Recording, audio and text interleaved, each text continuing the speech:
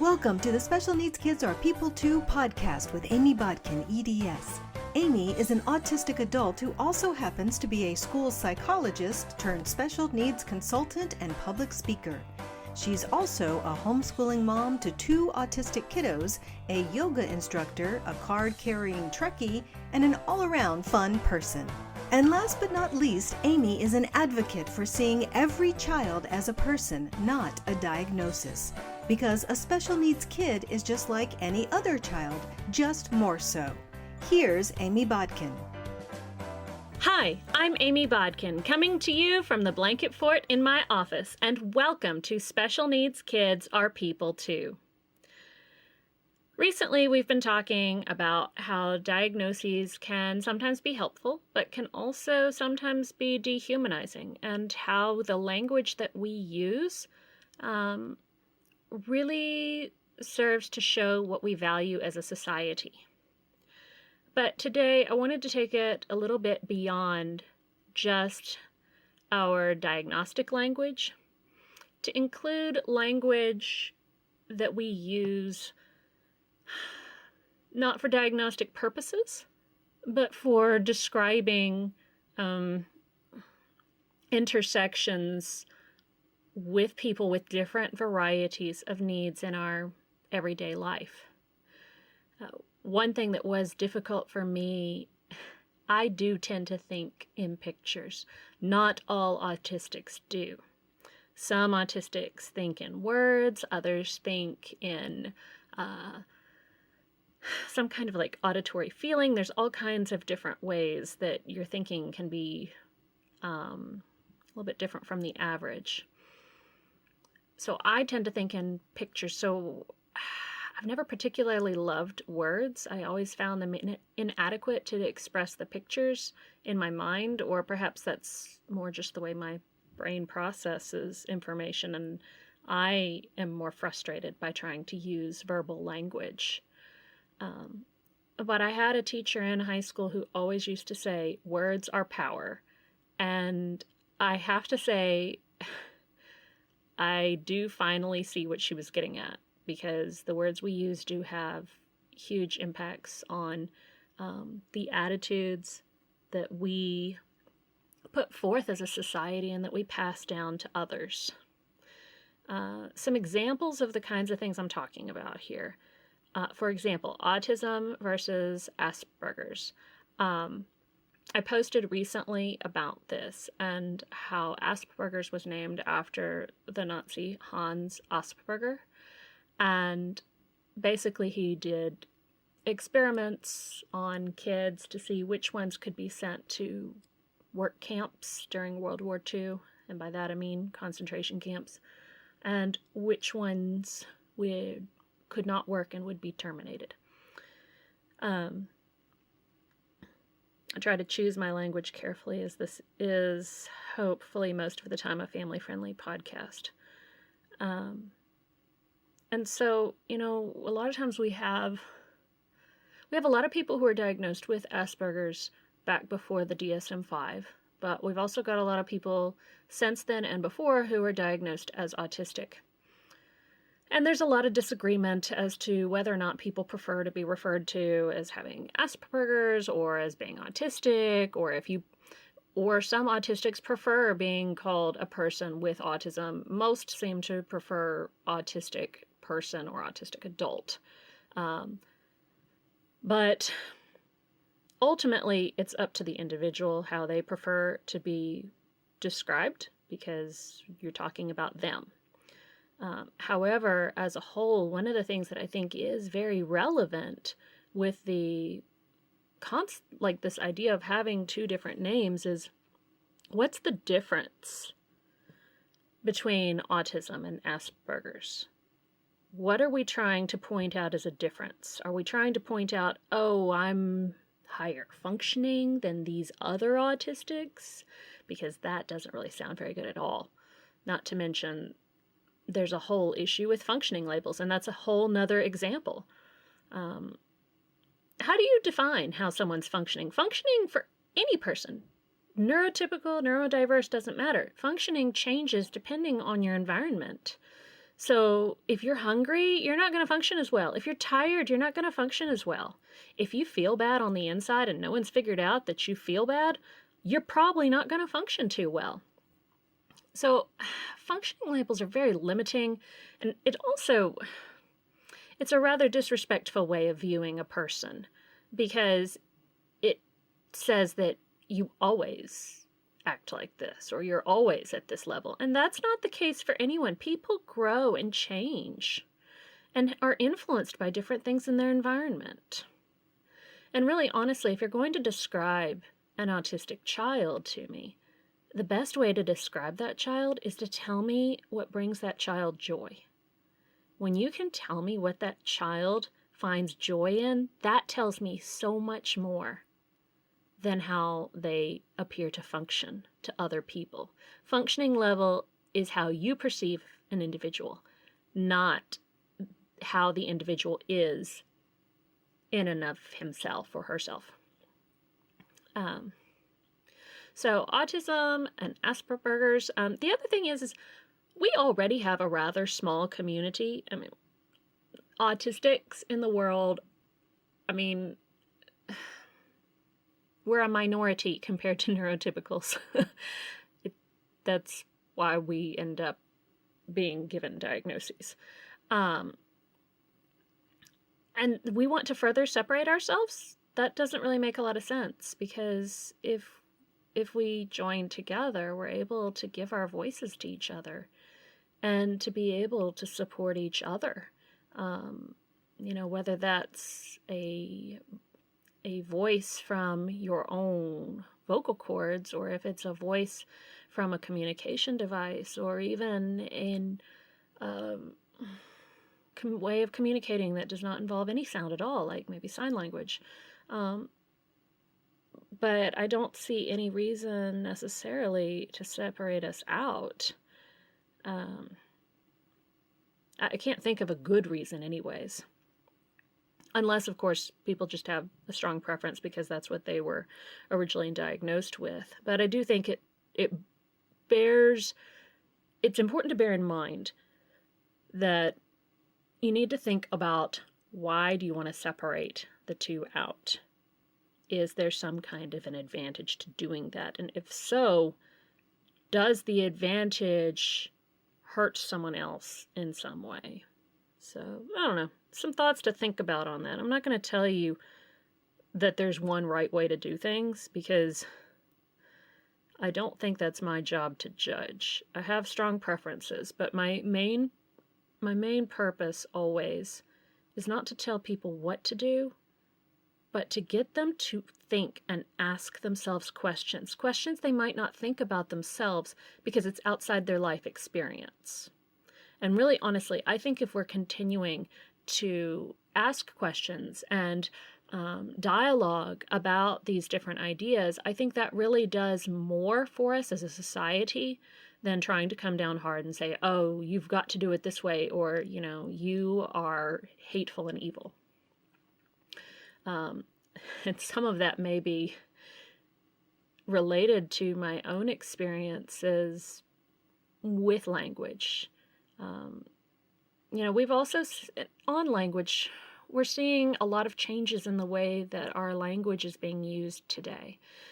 There was a discussion earlier this week I saw in an autism group on Facebook about handicapped versus accessible, and how we have always used handicapped, but now there's a bit of a movement towards saying, this is an accessible bathroom, or this is an accessible education, or this is an accessible parking spot.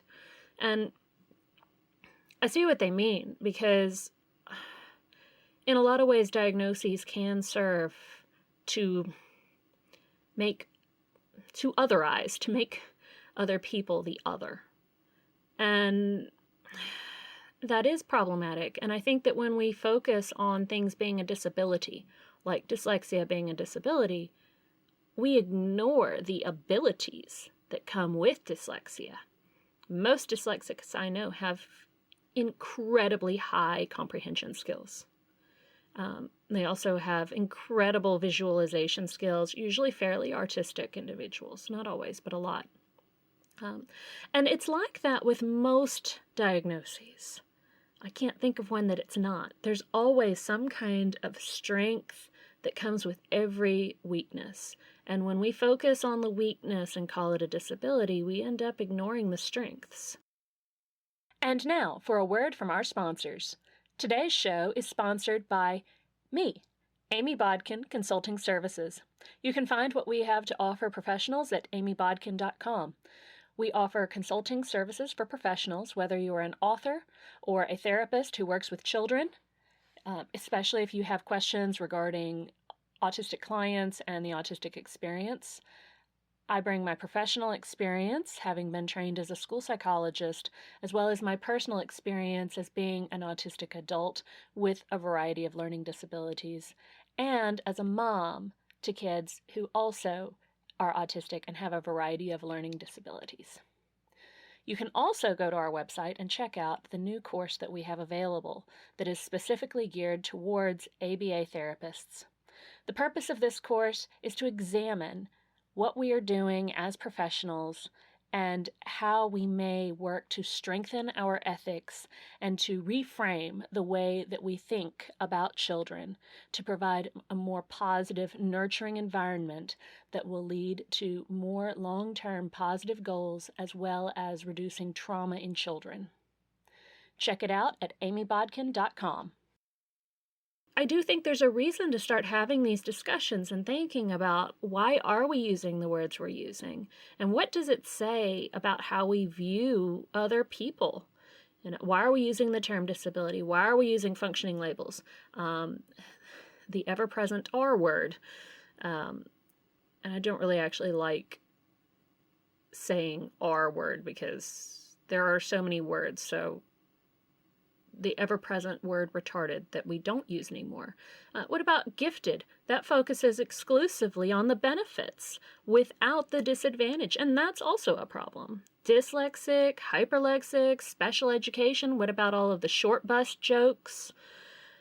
There are a lot of things in the way that we talk about things, and we don't notice it always because it's always been that way. And I admit myself, it is hard. I'm old enough that this means breaking rather old habits at this point in time. And my learning and neural functioning is not at the point anymore where it's continuing to grow and expand. I have reached the point in my life where it's starting to go in the other direction, where I'm starting that slow decline. And it's not easy for me to rethink long-held patterns of language in my mind. I mean, I had a hard enough time figuring out what was a boy and what was a girl when I was a kid, let alone adjusting to all of these differences in the way that we're using language these days. So I get it. It's not easy. And it's also very difficult to challenge our previously held uses of language. And I'm also not saying that we should bully people into making changes, because those aren't the kinds of changes we want. The kinds of changes that we want to make and the kinds of changes we want to see in society as a whole, no matter what period of time we're talking about or what we're talking about. We want them to be the kinds of changes that people want to make because we've had the hard discussions. So it's the conversations that are worthwhile. Not planting your flag on one side or the other and fighting or demonizing the other side, but having the conversations. And that's what this little kind of series that we've been doing is all about.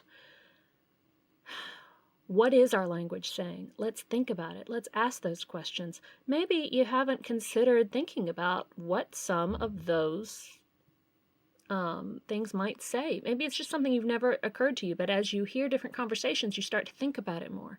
And that's worthwhile.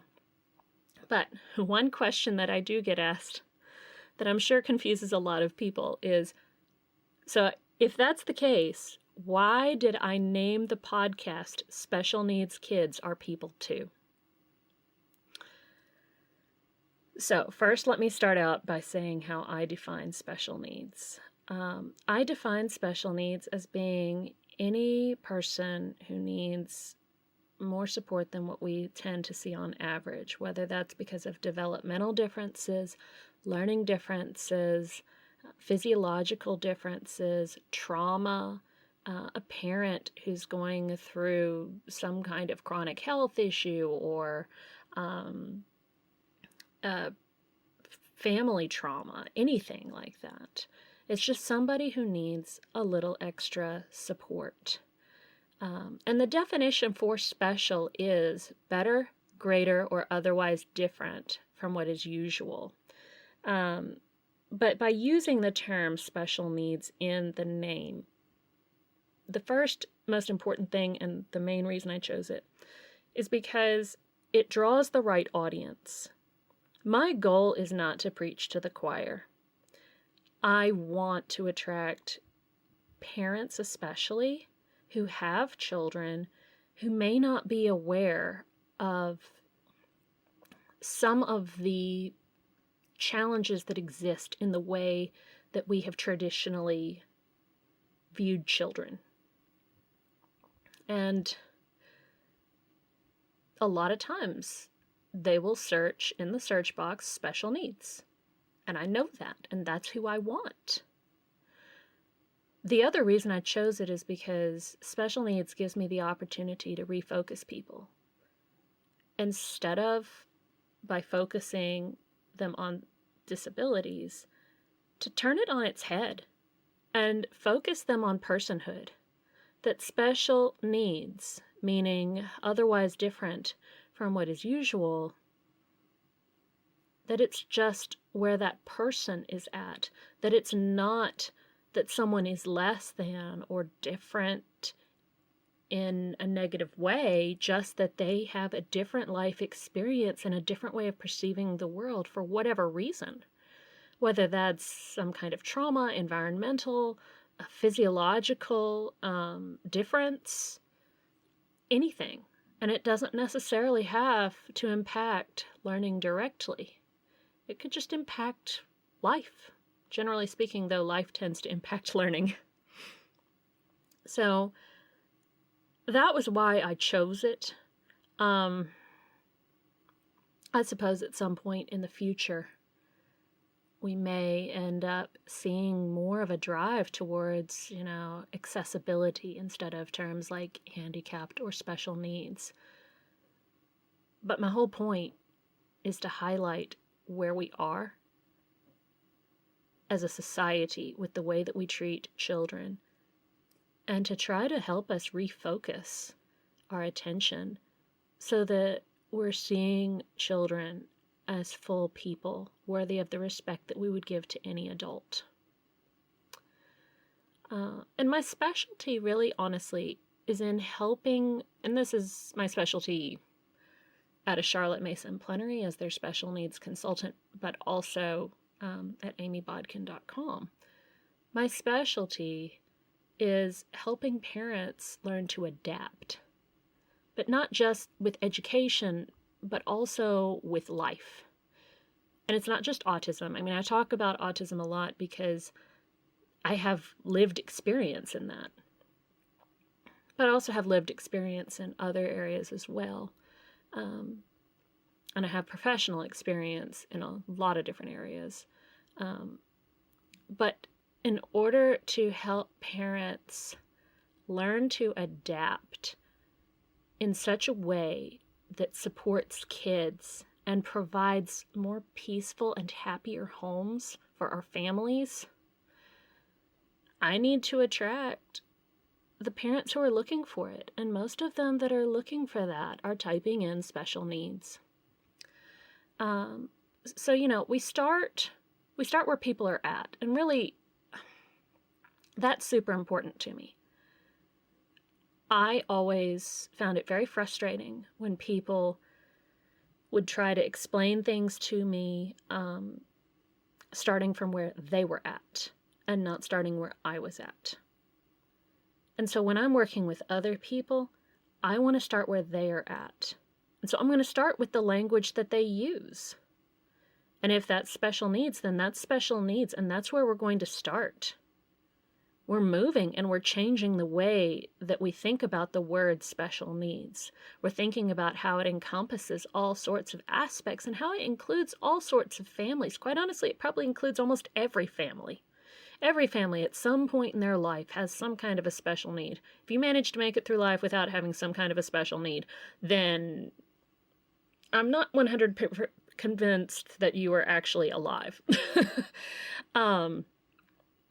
So we have to start with where people are at. And then we take it one step at a time to start reframing our thoughts. And this is a process that I'm constantly going through with myself. I started out years ago with a very different set of language and vocabulary being used in my presence. And I've had to kind of adjust and change that. And professionally, we see those kinds of changes. We don't use the same kinds of language that we used to do, even within diagnostic criteria. Those change too. And we're always learning and growing and changing, but we take it one step at a time. And we don't expect people to immediately be where we're at. And quite honestly, if we expect people to be where we're at, then that's kind of, it's a bit condescending because it says, oh, I've got it all figured out and you just need to catch up with me. And that's not the case. We're all learning and growing from each other. And we can't learn and grow from each other if we don't have the conversations, if we don't start where each other is at and start walking those conversations forward one step at a time and begin reframing those thoughts. And hopefully those thoughts being reframed lead to behavioral changes, especially in us as adults. Because if you want to affect change in someone in a healthy way, you don't do that by bullying that person or forcing that person to change. You change yourself. So, if I want to be treated with respect by my children, then I model that by treating them with respect. And sometimes, we think we're doing these things, but we have to step back and look at how things were done when we were kids and what we've seen modeled for us. And then start asking those big questions about, is this really the best way for me to get the results that I want? Is my child's behavior telling me that I need to step back and reevaluate and think, how can we do this differently? And when we do that, a lot of times it leads to happier kids and happier families. And that's really my goal when I work with families and professionals. I want to see happier kids and happier families. Because when we're happy, we're healthy. And when we're not happy, a lot of times we're not as healthy. One of the best things that any parent can do, I said this in an autism group recently with regards to parents of autistic children, but it would apply to any parent. One of the best things you can do as a parent is go to therapy and work on your own issues so you can provide love and see your child and react to your child in the healthiest way possible.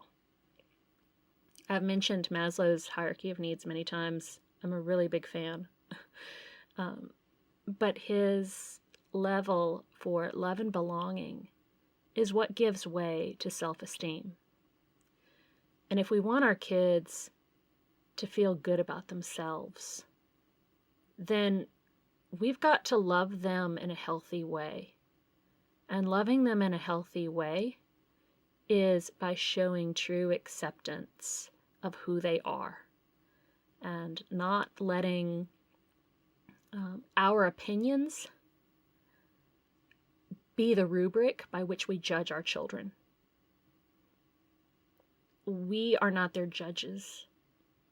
We are their honored guides, the people in life who have been given the privilege of getting to walk through life with them. We are not there to trim them into a topiary or a fancy bush that looks exactly like all the other fancy bushes in our family. We're there to let them discover themselves, to grow into themselves, and to provide them with whatever nutrients it is they need to grow, and get out of the way and let them grow the way they're supposed to. It's been said and misattributed many times that you should not judge a fish on its ability to climb a tree. And a lot of times I like to say that kids are like compost piles. I heard it described this way once and I thought it was excellent. I don't remember where now. But a compost pile is something that you tend, something that you provide nutrients for. And what nutrients you provide change from day to day depending on the needs of that compost pile. And something is going to grow out of that compost pile eventually. What, though, we don't know. Because seeds are already hidden inside of it. But if we regularly tend and provide the compost pile with what it needs, then something will grow out of it. And our job is really to step out of the way and provide what they need. And if something's not going well, then that's okay. That's communication. It's communication that says, hey, this isn't what I need and I need help. And when we see that, then as parents we can step back and go, okay, we need help. We need something different. Where can I go to get that help? And I tell people all the time, everybody should have a family therapist. It's wonderful to have somebody on call who knows your family, that when a crisis comes up, you can walk into their office, sit down, tell them what's going on, and they can help support you with figuring out other ways of providing the supports needed. And I know a lot of times people feel like you have to have a therapist who agrees with you religiously, but in reality, that's not the case. If they're a good therapist, they will work within your values, because it would be unethical to try and change someone's core values when they are in a vulnerable state. So that's not something you typically have to worry about.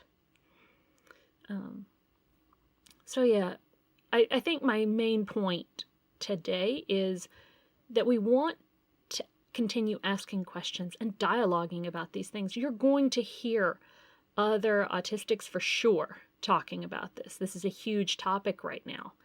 You're going to hear other communities talking about it as well. And it's something we need to dialogue about. Back in the last century, we had a lot of insane asylums, and we changed that because we realized that maybe locking people away against their will wasn't necessarily the best way to serve them, especially when they ended up being abused at the same time. So, let's continue that dialogue in a positive way. Let's keep asking those questions. And let's also ask those questions of ourselves. What has my experience been? And is this really the best way to meet the needs of my child and my family? How can I reimagine that in a way that might serve us better? It's been a pleasure being with you guys today, and I'm looking forward to talking about this as we can take it into more of an educational setting next time. Thanks.